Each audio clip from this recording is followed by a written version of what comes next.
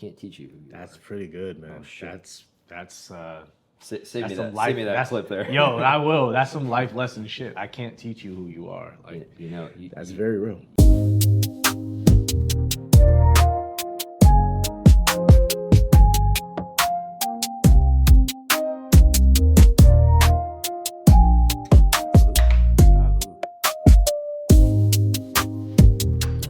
Oh yeah. Just get over here, my guy. I was getting up. It's the one time you gotta get up. I was getting up. Yeah. Cheers, y'all. Thanks, guys. I Yeah, really appreciate you both. Very important. This is nice. This is nice. This is very nice. I enjoy. Oh wow, this chair is loud. Mm-hmm. This is a very loud chair. Jesus fucking Christ! I did not realize how fucking loud it was. I'm also up high, which I've always preferred when driving. I like being in a higher rise car. You're a truck guy. I've always been my first car was a Toyota 4Runner, so I was up high, and then I went to my truck, and then now I'm in my dad's old Subaru, which is still higher than like a Miata, but like I'm lower to the ground. I'm not. Yeah, doesn't feel comfortable. No. I made some very terrible financial decisions because I felt the need to be higher up when driving. And the worst of them was when I lived in Seattle. I was there for about 3 years, and I wasn't driving at the time. Same as now. Like, I don't drive now. But not due to the same level of convenience that I have now, obviously. But it was very easy for me to get to work and everything like that, so I just didn't drive. And due to judicial That's a good way to put commandments, I was told I had to get a car because I needed to get an ignition interlock put in. Even though my lawyer told me I wasn't going to have to do that if I didn't drive. And then judge was like, no, we're not gonna let you skate off with that. You got to go get a car to put an ignition interlock in. So I was like, well, let me scramble and get the first car I could get. Yeah. Ended up getting it was a Honda. I can't remember it off the top of my head. It was like a Civic, but it was a sedan, not a coupe. I can't remember the name of it. But I had that car, and it was a car that my AGM had in his garage. And it used to be his car when he was a bartender at the bar I worked at. And he's AGM at this point. Right. So God, I wish I wish I could remember his name right now, but it's been a few years. But he's had kids. Yeah. They've just had, I think, their second one. And he's like, well, I've had this car sitting in my garage so long that, batteries died and it needed a little bit of work. So I need to offload it. And I was like, dude, I need a car. She might be helping me out. Yeah, like I need a car. And at this point, I hadn't even lived in Seattle for a year yet. I think maybe between 6 and 9 months. Yeah. And so I'm still like getting my feet under me, because if you haven't figured it out yet, I got a DUI before I moved. So I'm still like figuring out all the financial stuff and while moving to another city, another state. So he was like, yo, I can sell it to you for $450. I was like, a car for $450? Let's go. I don't give a fuck what's wrong with it. Like, probably it still gotta put runs. $2,000 into it. Yeah, but it was like, it still runs. Yeah. And it didn't need $2,000 worth of work. Like, really, it needed a new battery. I think it needed one other, like, simple part changed. Okay. And it was, like, road ready. But the main issue that it had is, as with older cars, a lot of times, like, once you start it up, you'll see the RPMs kind of rev up on their own. Yeah. So you're like, that's a deeper issue that I'm not going to put the $2,000 into. Yeah. I just need this car. And we'll get to the point here. But the point of this is I had to get this car because of this DUI situation. And then I go and I get this fucking car. and I'm living in downtown Seattle, and I got to figure out parking, which was the main reason why I didn't drive. 100%. And then I finally moved to a place that's closer to my job, and I don't have to worry about parking. But this car is fucking falling apart, and it's giving me so many issues with the ignition interlock device, you know? And I'm just like, fuck, dude, this is a fucking pain in the ass. Like, you already like, for those of us who have had interlock devices, you'll be sitting there driving, it's like, all right, blow on this, pause. And you're like, all right, cool. All right, cool. While driving. And sometimes it doesn't register the way you want it to. And then Seattle is humid, especially when you get in the car. So then the thing gets moisture in it, and then it doesn't read your breath alcohol level the right way. So you got all these issues on top of the car not wanting to work right. I heard you can cheat those things too. No, by the time I got one, it was no longer cheatable. No, okay. no. I had so many issues with that car, mostly because the car being older and you having a certain set combination you needed to get that car to run, it didn't match with having to have an interlock device and a schedule. So then when I got to a point where I was like, you know what, I'm going to get another vehicle. I need another vehicle. I need something that fits my sensibility with where I'm at now. I don't have to deal with these issues. But it was also the same time that the interlock was coming off. So I was like, you know what, I'm going to celebrate. I want to get me another SUV. Because before that, before I moved to Seattle, I had a Jeep Grand Cherokee. I think it was like a 06 Grand Cherokee. And I had a Harley 07 Road King. And so for me, I'm living the best of two worlds before I moved to Seattle. And then I got to move to Seattle, and parking's like $400. I'm like, I'm not going to fucking pay that. So I sell my vehicles. And right after I sell my vehicles, well, I sell my bike. Well, like 400 a year? 400 a month. $400 a month for parking. Yeah. And this was in 2018. So I can only imagine what it costs now. Yeah. So for me, I'm like, well, I can't afford to pay for the car and the motorcycle for parking. That's $800 a month for parking. So I sell the bike. And maybe 3 weeks after I sell the bike is when I get my DUI, because I'm getting ready to leave Phoenix.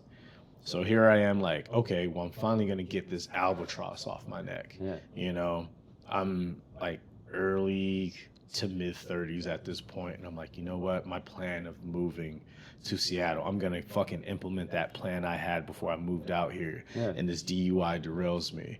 And then I go and I take a test drive in this SUV, and I made the worst mistake ever. It was a fucking Mercedes-Benz.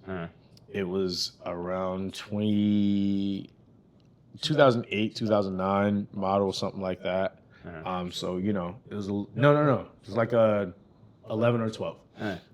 And I didn't know this at the time, but that particular model had a bunch of issues with electrical. Mechanical, fine. So I do the test drive. Oh my God, this fucking SUV is amazing. Buy the car, got it for a few weeks, cool. Then the electrical starts fucking failing.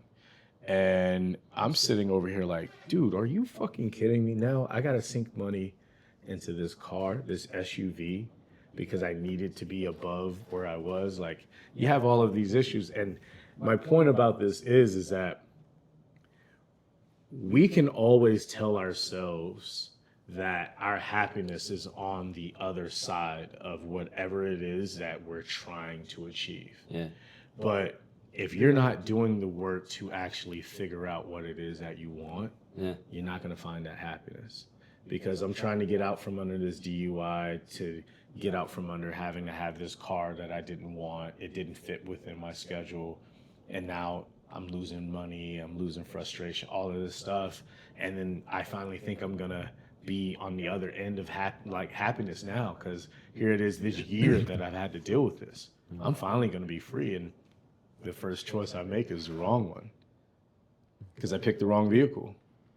Had I taken the time? That wasn't your fault, though. The vehicle had all the issues. True. But what I'm saying is that if you take that breath and just take a minute and step back and think about it, you know, I could have done a little bit more research into the car that I was getting before I got it.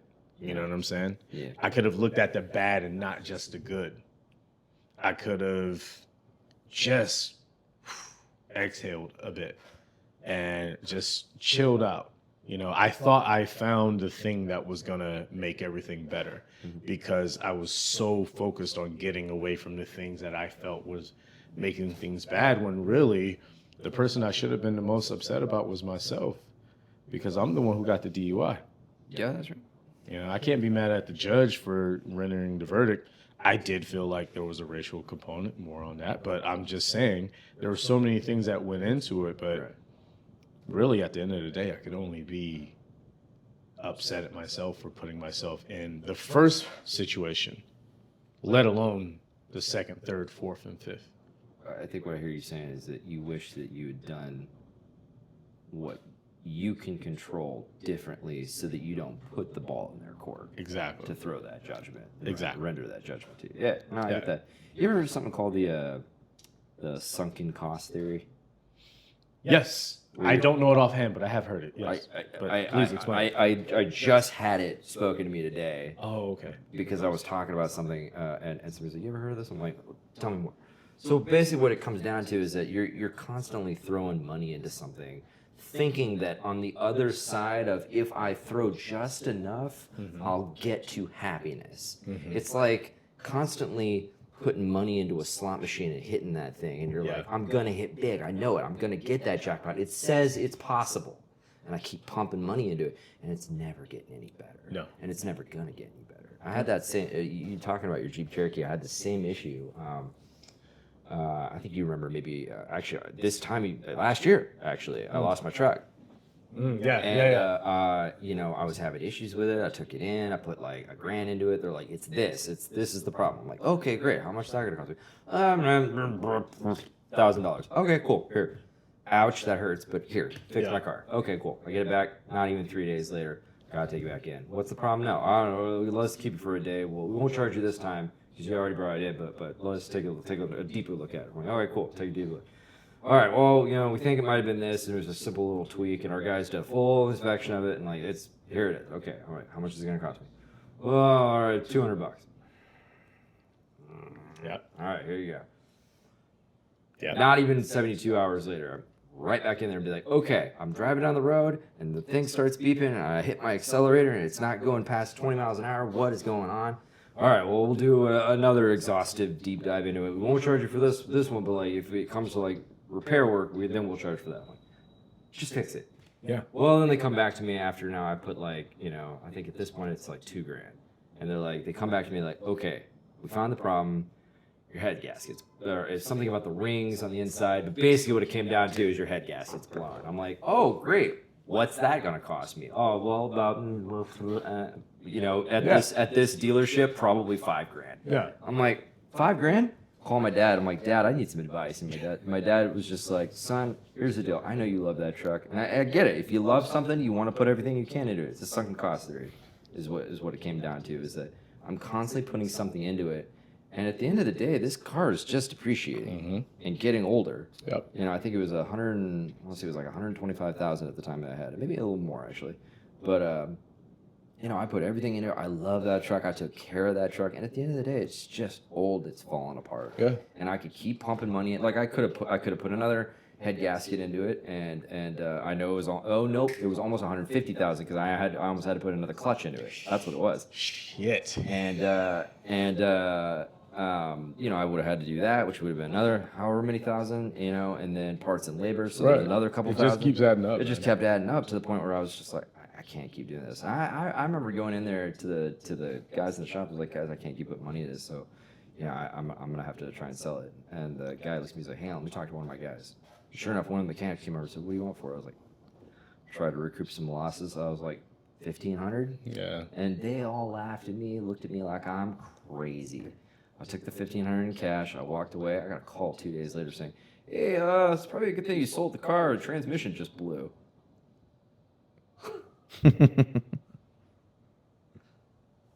Sold the car after the head gasket was gone. I was probably going to need a new clutch soon, and now the transmission just blew. Yeah. just blew me away. And it was one of those moments when I had to kind of look back and be like, my heart said, I love this thing. I want to hang on to it forever if I can. Yeah. But the smart decision was, if you love something, you gotta let it go. Yes. Are you talking about a car or a relationship? Well, it can always be. But I had a loving relationship with my boy, that truck. Yeah. But yeah, no, it was the truck for sure. But yeah, I love that thing, and I had to let it go. Because like, here's the thing, this is what I loved about it, is that when I had a truck, I was the guy with the truck. You ain't as cool when you're the guy with the Subaru.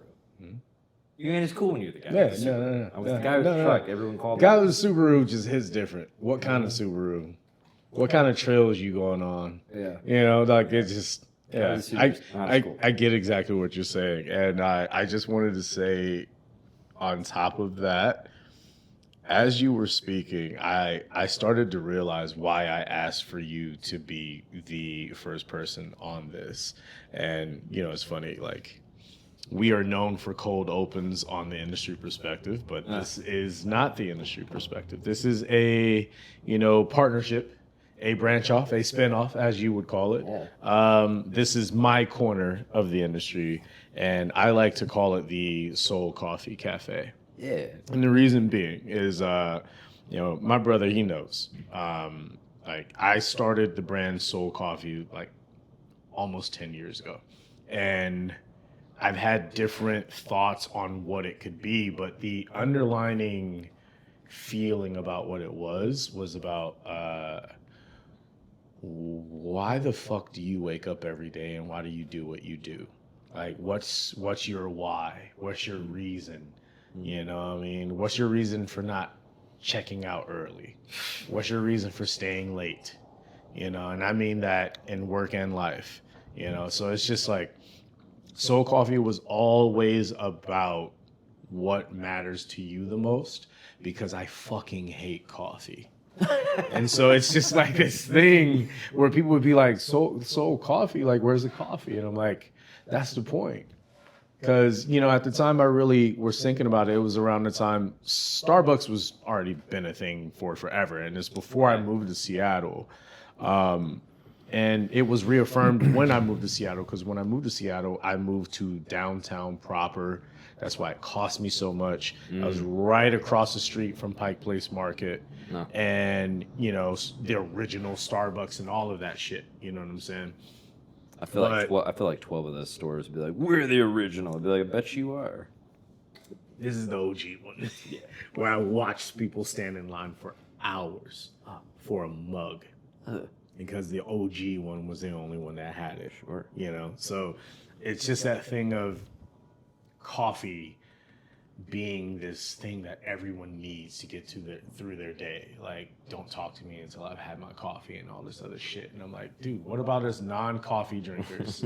You know?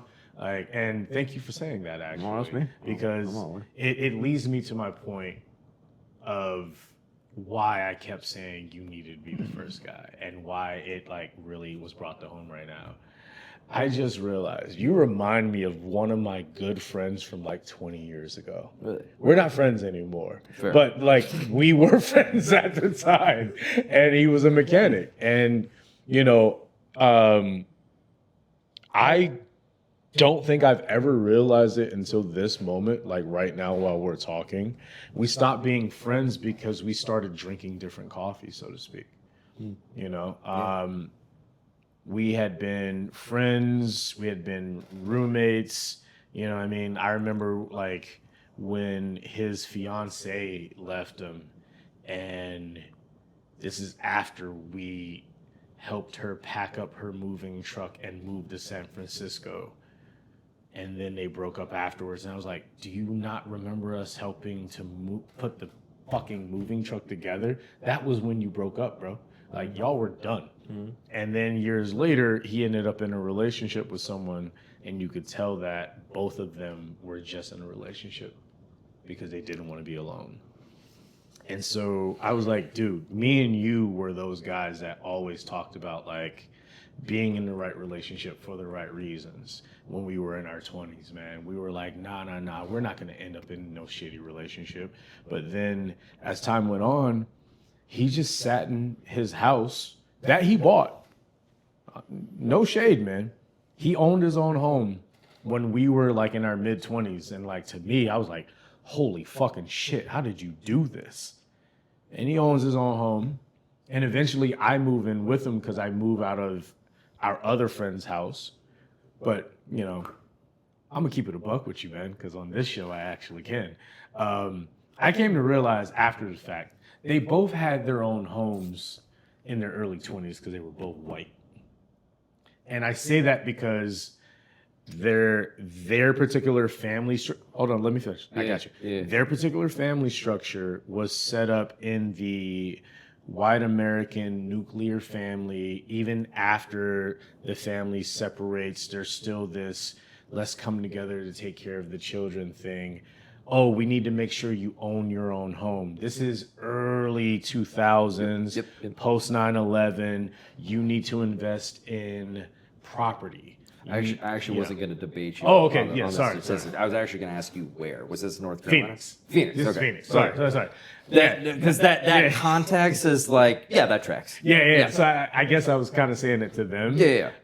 You know, it's just this thing of like, everything was set up for them to have those opportunities. And it wasn't a thing where I looked at them like, how dare you have it? I was just like, yo, I was just happy I had some white friends in Phoenix who owned their own homes and I could learn game, because coming from rural country North Carolina, nobody could teach you the game because no one knew it. Yeah. So I moved to the other side of the country and I started learning more, and I'm like, oh, you can own your own home in your 20s? Holy shit. You can go to college and maybe finish, maybe not, whatever, but the world is your fucking oyster. And here I had this homie who was helping me learn the game. And then all of a sudden he was just like, no, I don't want to be alone anymore because that woman left me. And I was like, bro, she left you about a year and a half before you figured it out. Why would you change everything about you? Why would you start drinking a whole different coffee? Why would you start waking up every day thinking a different thing? And then I started realizing how we got so separated. And I want to say that when I see that reflection in you conversationally right now, I say that in a positive way because you are one of the few people I've ever met. I don't think you've ever known how to be anybody else other than yourself. And I fucking commend you for that. like, I mean, you know, people might try to be other people, but what I'm saying is like, you don't get to this stage of life and be as comfortable as you are without figuring out that you are who you are. And I just want to say I give you credit for that. Even if you're about to turn back and tell me that is false. No. I'm just saying what I see in it is just like, it's not, you know, people use the term being unapologetically you. And I'm like, you're not unapologetically you. You're like, no, I'm just me.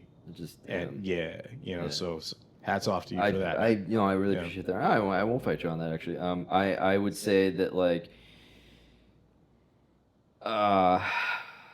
really just, especially in the last year and a half, like, I've had to do a lot of, I would say, actually, in a year and a half, I learned acceptance. What it is to just accept. There are things about me that I've run from my whole life. There are things about me that I've not wanted to admit out loud. I've not wanted to share with the world because I'm afraid that, you know, maybe I'll get judged or whatnot. But, you know, I hit a hard crossroads, you know, in August 24, and I was forced at that point to really look at myself in the mirror. And I realized, you know, and that was like the first moment, like, I'm gonna look at myself in the mirror. And then, you know, 6 months of doing that and starting a new pattern, I had to realize I don't accept it.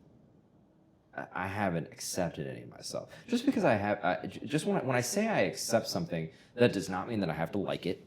That does not mean that I have to understand it, because I sure shit don't. Right. You know? But I accept it. And it just is. I am who I am, and it just is what it is. And I have two options, two roads, and honestly, if you guys are watching, I'm probably gonna steal. I stole this from Stranger Things. So, but the truth is like there's two roads to acceptance here. You can go down one road, which is running the tape back constantly over every single thing you do, running yourself through a microscope, like judging it, you know, then reanalyzing it, pushing people away because you think that they're not going to get it. And you just sit there and you silently suffer by yourself. Or the other road is you just accept it. And it doesn't mean that you have to like it. It doesn't mean you don't think about it. It doesn't mean you have to understand it because you're probably not going to. You know, you just accept it and you try to live the best life that you possibly can. There you go. And so when you say that to me, I am so very appreciative that you say that. Thank you, because it has taken me so much work and effort and honestly patience, which I'm Irish and I'll blow up like a volcano. I don't have patience. That's like the hardest thing for me in the world. But like I've had to struggle and be patient with myself because I've just tried to learn how to accept myself because I didn't want to for fear. Really, all it is, it boils down to fear and being scared. Well, no, thank you for sharing that. To be thank you. wholly honest with that, thank you for sharing that the way that you did because that can lead me to another thing that I wanted to kind of save for later. Sure. But when the conversation goes in that direction, it goes in that direction. Yeah. And I just want to say, one of my rules for myself, I don't always preach this for everyone else, but it is something that I wholeheartedly believe in. And I say that you should never feel comfortable saying about who you wouldn't say to. And what I mean by that is you shouldn't feel comfortable speaking about someone in a way that you wouldn't be comfortable telling them if they were there. Oh, like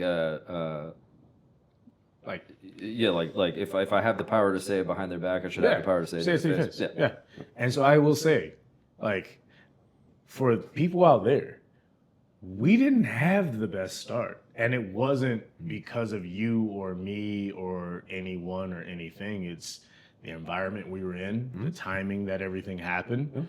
And there was a lack of communication because there was no time for it. It's, you know, I like to say that, you know, I make this joke about like, oh, when the bullets are flying, you know, that's when you really know who you're working with as far as like in this industry. Because it's like, once a customer is fucking going off on you or the fucking keg system goes down or like the one popular beer that you have is now the warmest beer you have because no one put it in the fridge or whatever the case may be, that's when you really find out who you're working with. And I will say, like, I've also had this with Martha, you know, and I feel that you two have been the two people that have been very instrumental in my growth that I feel that I've had over the last year. And like, I don't want to be arrogant enough to say I've grown because I don't know, but I feel like I have. And I say that comes from the people I've been around. And you both came to the bar around the same time. And I can honestly say, I remember me and Martha, we never ever look at anyone's skill.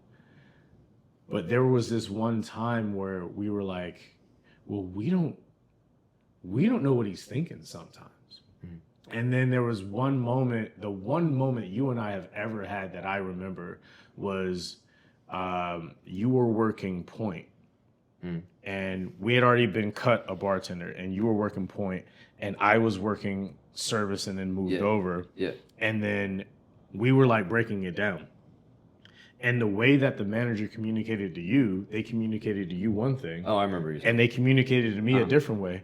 And then when it like boiled up, I was like, I wasn't even mad at you. I was just like, I remember. I'm just saying this. And you were like, okay, well, I'm just saying this. And I was like, cool. Well, we both said it. And then by the time like everything was cleaned at the end of the night and we were hanging out, we were both like, oh, like it was the realest moment we've ever had as far as like as a post shift.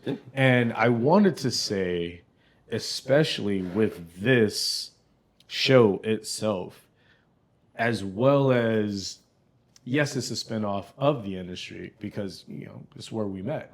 And we should definitely lean into that going forward. because we have plenty of stuff to discuss. For sure, yeah. With this, and I'd like to actually propose this if you have time.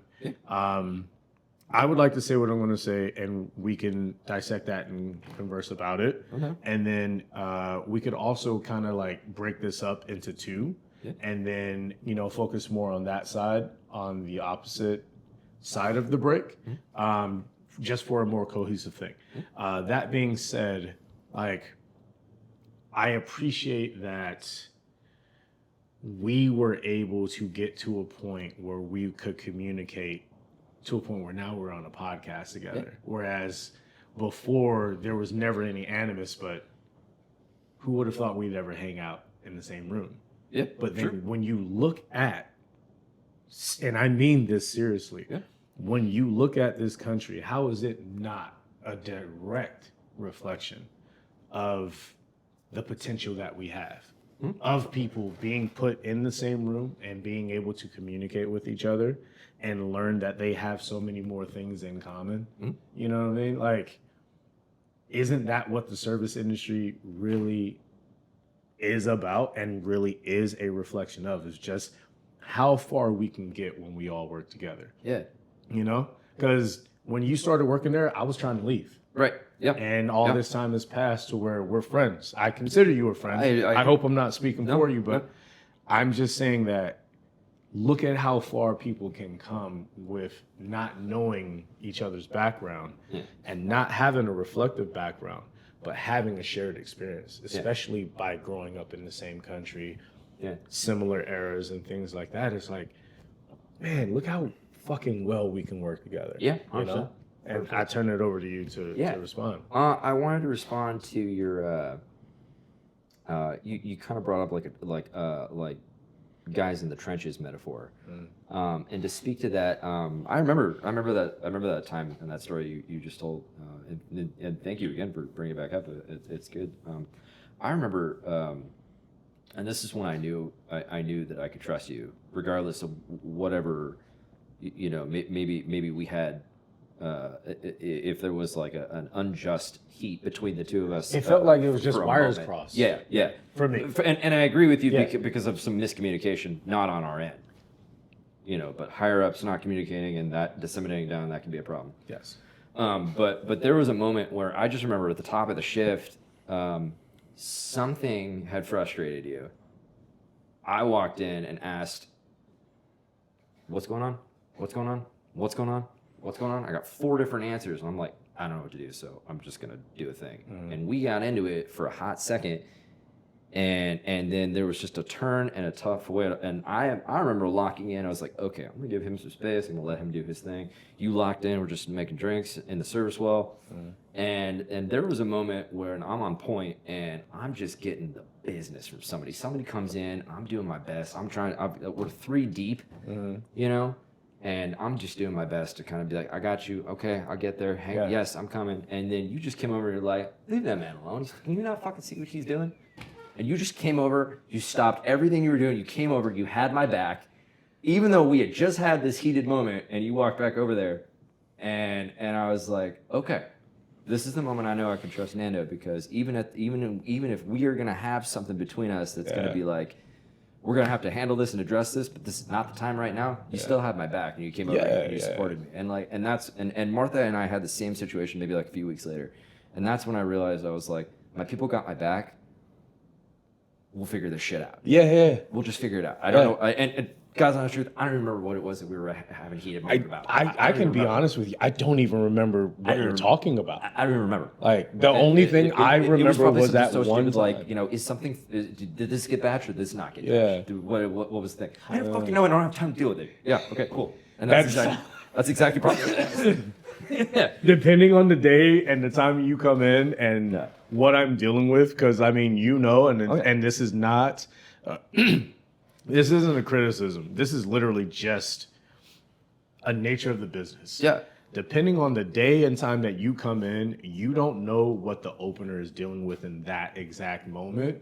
100%. And it literally probably has 99.9% not to do with you. But you come in at the right moment and the person will be like, because their mind might be somewhere. And, you know, I appreciate that you even give me the grace on that because I'm like, damn. I mean, I try not to be a dick. And I mean, that kind of goes back to my first point, too. It's like, I had to really, 5 years ago, Kyle would have been like, fuck that, dude. I'm going to do everything I can to get you fired. Fuck you. I probably won't do that, but I'll think that the entire night, you know?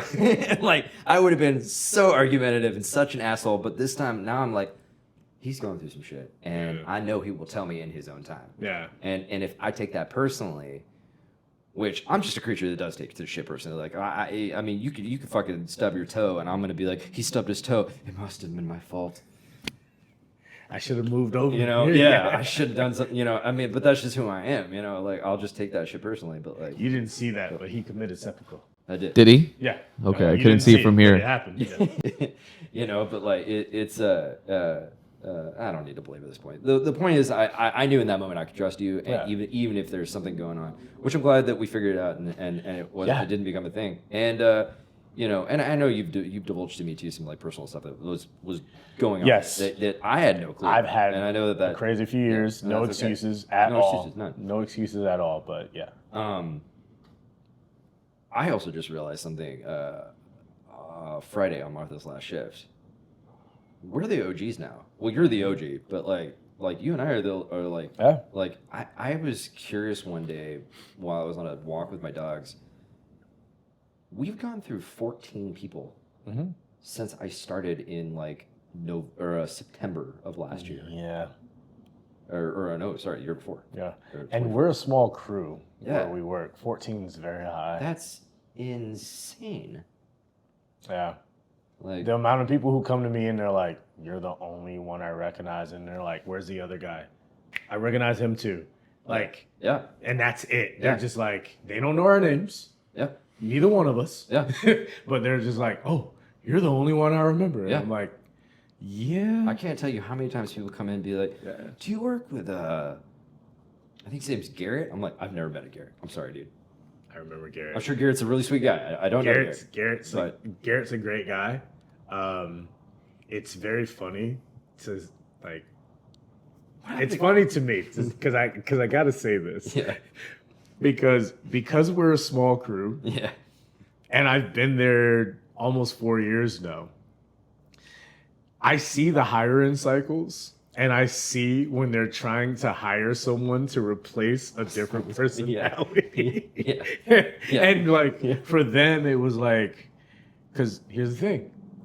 As far as I know, and he can correct me if I'm wrong, but as far as I know, Garrett's white. And they were like, yo, we need another white guy. Mm-hmm. And I looked up and I was like, we do need another white guy.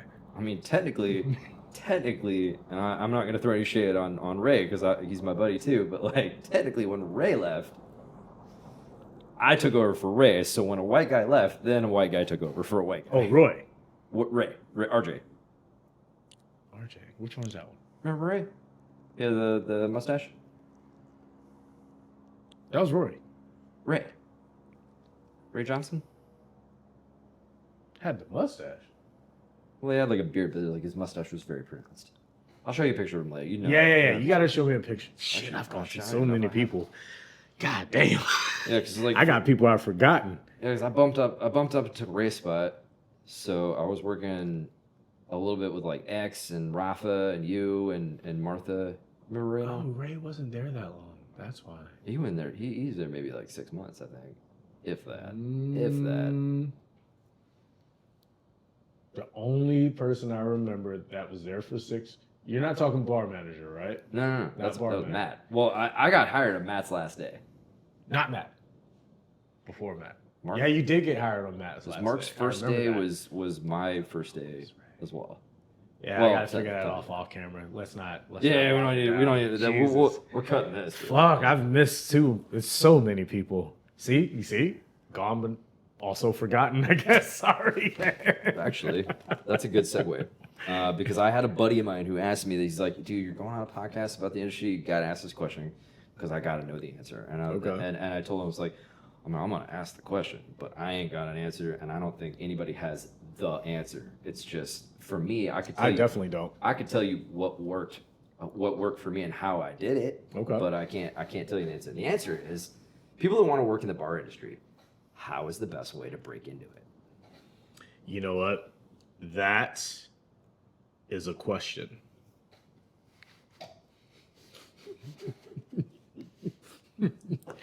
That is a question. I will not give that an answer that I've ever given before. I will try to answer this question more honestly with a feeling as opposed to a roadmap. Because I think in the past, especially in the earlier versions of this or of the industry perspective, actually, when presented with that question, we would mostly tell people like, "Oh, you gotta go learn to be a bar back or go learn to be this," and then get into it that way. I will say that, in my opinion, the most honest way to answer that question is that for someone looking to get into the industry and really just like, I love the industry. Like I love it. And it's not because I love alcohol, because that's a problem. But I love the industry. I love what it does. I love what it represents. That's why I'm in it. I feel like that's why you've been in it. Same thing with my brother as well. Like, there's a sense of community and connective tissue there that is, I don't think it can be replicated anywhere else other than law enforcement and the military, period. I don't care what anyone says, because I've been so orbital of those two realms, not so much the law enforcement side, but the military side.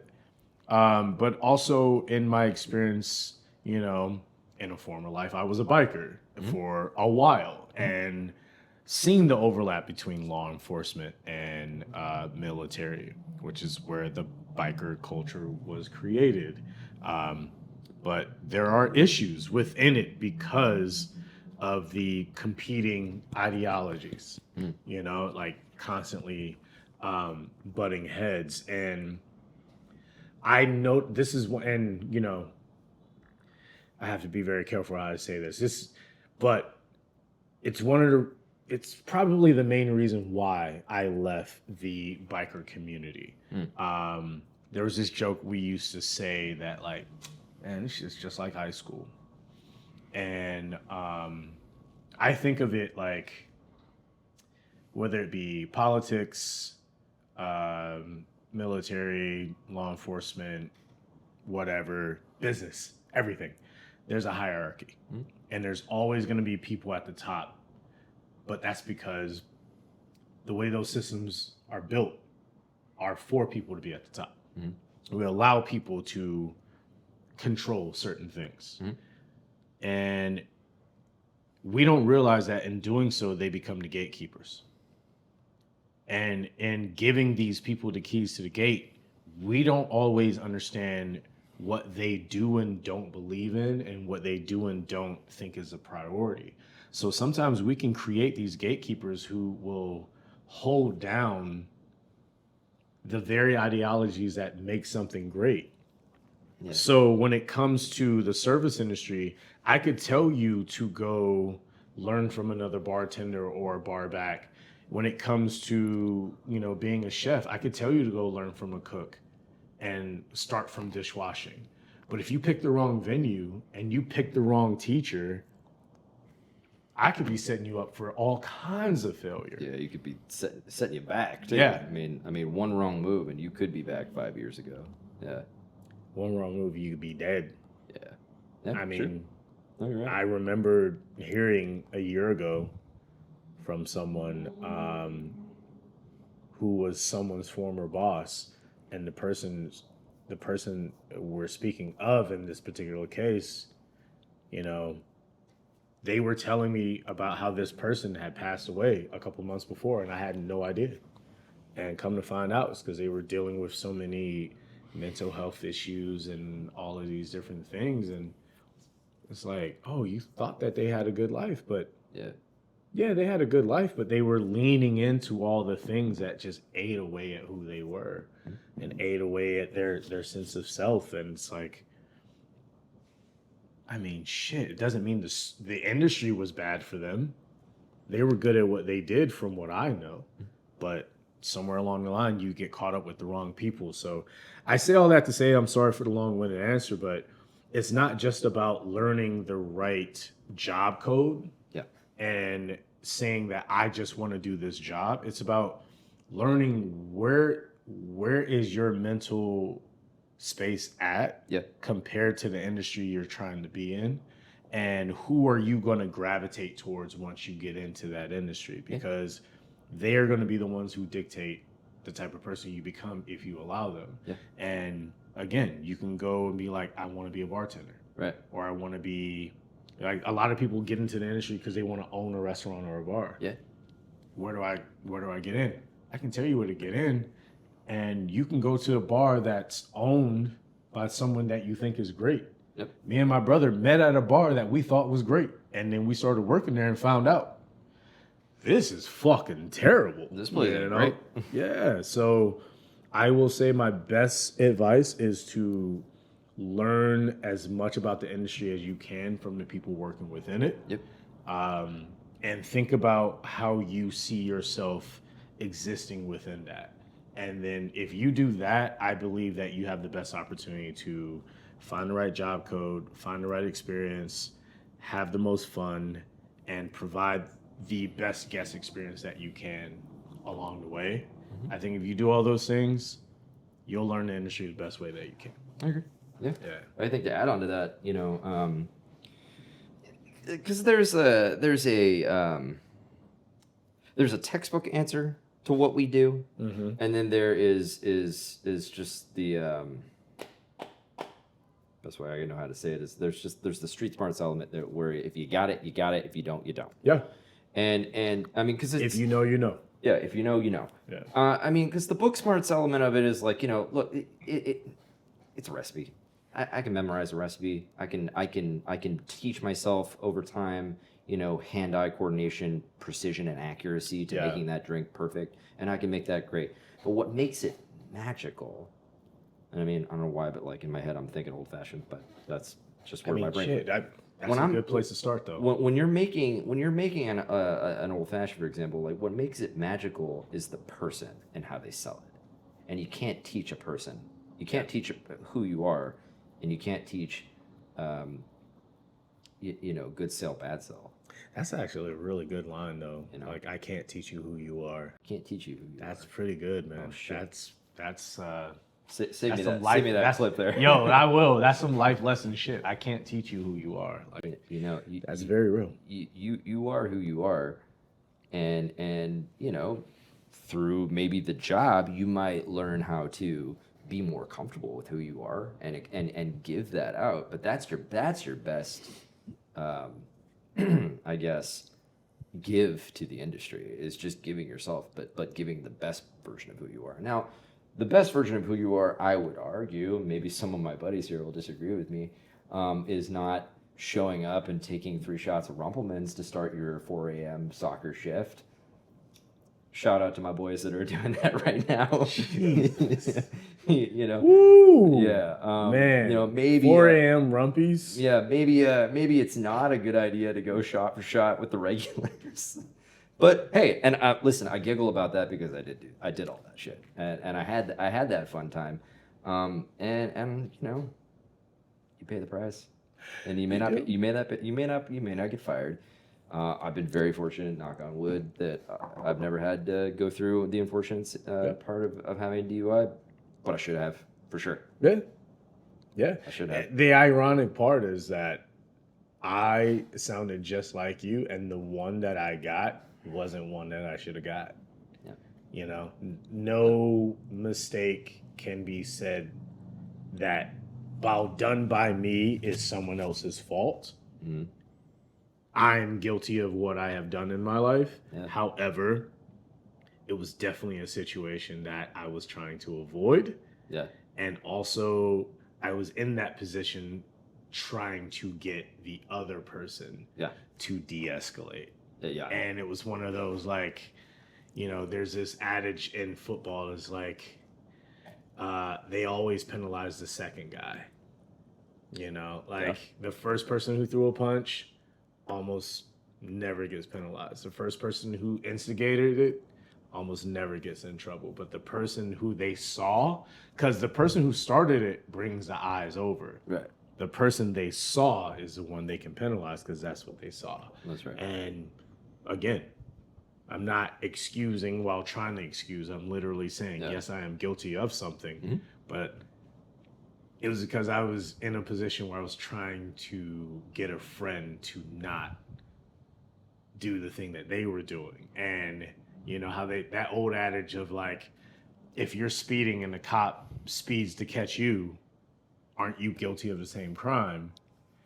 That was literally how I got my DUI. Sure. I was trying to catch up to the other person. They didn't. They saw them, but then they saw You me was the second, second guy, and they were like, sold. We'll take that guy. Reminds me of a story I heard in the Boy Scouts. This is a very quick little add off here. 2 Boy Scouts were walking in the woods. All of a sudden, they come up on a bear. One of the Boy Scouts drops his pack, starts putting on a different pair of shoes. The guy looks at me, he's like, "What are you doing, man? You gonna try and outrun that bear?" And he's like, "No, man, I'm not gonna outrun the bear. I'm gonna outrun you." Outrun you, yeah. Touche. Yeah. Touche. And on that note, thank you for watching. Like and subscribe and tell a friend and all that good shit. All right, I need a bathroom break. Add me on Instagram.